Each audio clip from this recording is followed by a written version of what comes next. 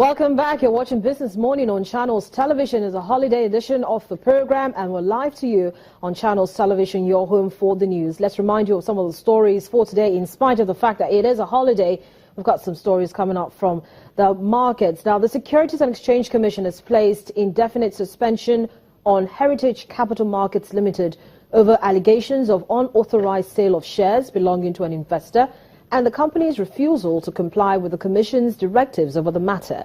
Now, Heritage Capital's directors and sponsored individuals have also been suspended indefinitely by the Commission.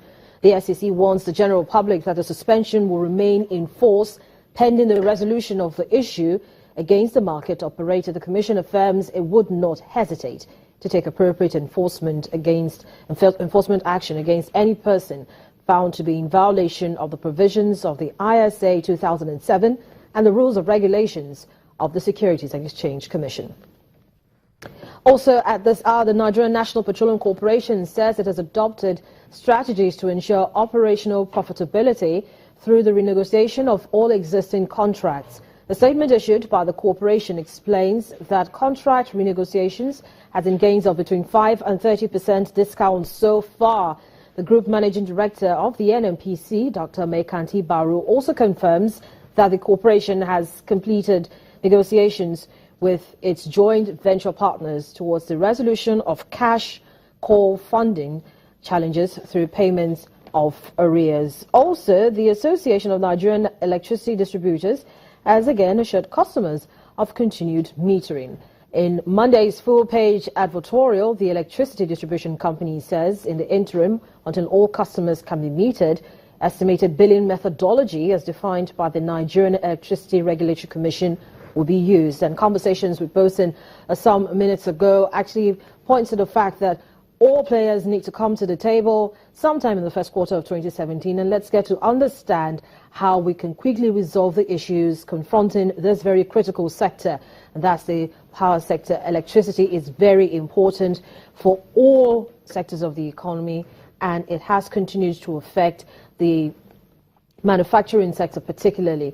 Now, the method that the association actually talked about has been faulted and labeled crazy billing by customers, but the power companies say it is in line with stipulated guidelines from the regulator and that a huge penalty is placed on any disco that fails to conform to this.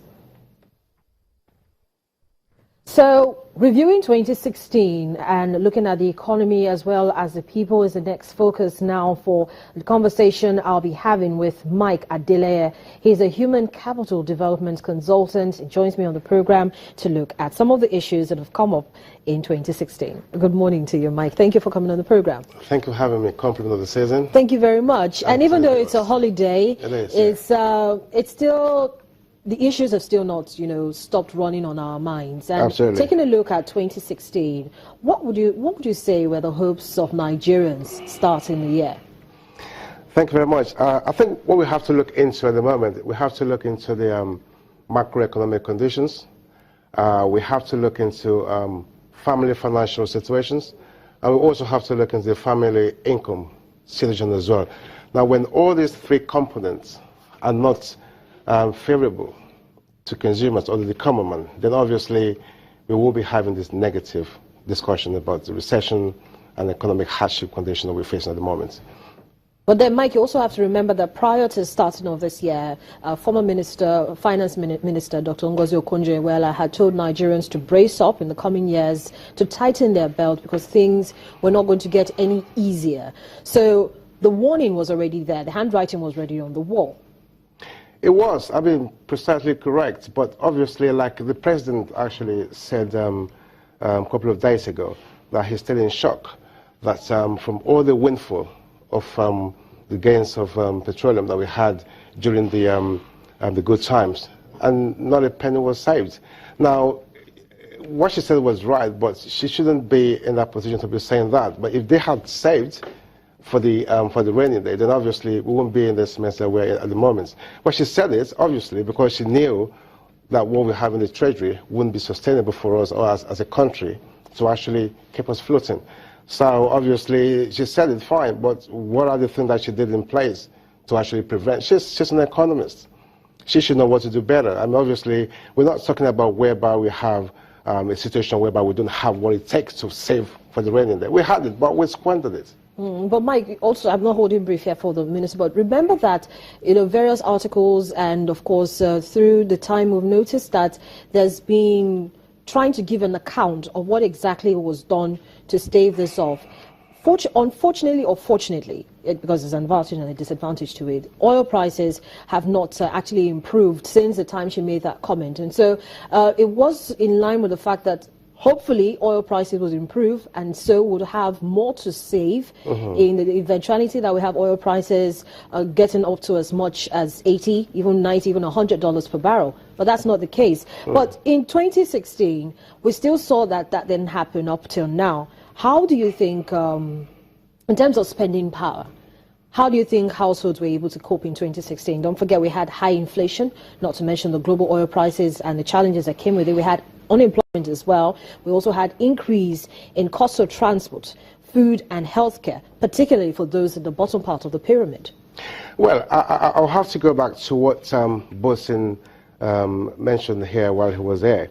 I'm talking about generating power. Now, if the macroeconomy is not actually, which is supposed to be the bedrock of every economy, is actually not being in a situation whereby they can actually sustain themselves, then there's going to be a problem. Now, we don't have power supply, effective power supply in the country, whereby the artisans, the plumbers, the welders, and so on and so forth could actually be able to go into business, the small-scale businesses, be able to go into business using the power supply and everything. But we don't have it. That's number one. Unemployment is another major issue.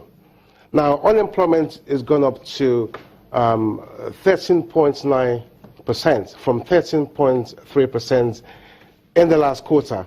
Now, that tells you something, that consumer confidence is actually declining. Now, it has actually declined from 24, I think about 24.6, sorry, minus 24.6 to minus 28.6 at the moment. So that tells you people are wary of spending. They don't have the money. The little they have, they're wary to spend that money because they don't know where the next one is going to come from. Now, there's inflation, whereby things in the markets have skyrocketed and very expensive. Now, there are no jobs for their children. The ones that had jobs, they've lost their jobs. The ones that are actually in employment, they don't have salaries. They're not being paid their salaries. So you could see the magnitude of how, the society is actually going through the hardship. So the confidence is actually declining. So what we need to do now, is obviously to look into their employment situation. What do you think were the main issues in human capital development in 2016? It's a catalogue of reasons. Now, we're talking about no money in the economy, where employers can actually afford to pay salaries. Now, we're talking about lack of skilled employees or personnel for employers to take on, because what we have, I've spoken about this quite a few times, whereby we need to begin to look into skilled workers in this economy. Not majority, a bunch or a large number of what we have in the economy are half-baked. They don't have the necessary skills that employer needs for them to be taken on. And that is the reason why I've been advocating for this apprenticeship scheme. It's something that I'm actually working on at the moment, but watch this space. It's going to come up soon, whereby I'm trying to go through my academy, whereby we could bring a lot of people into what we call apprenticeship.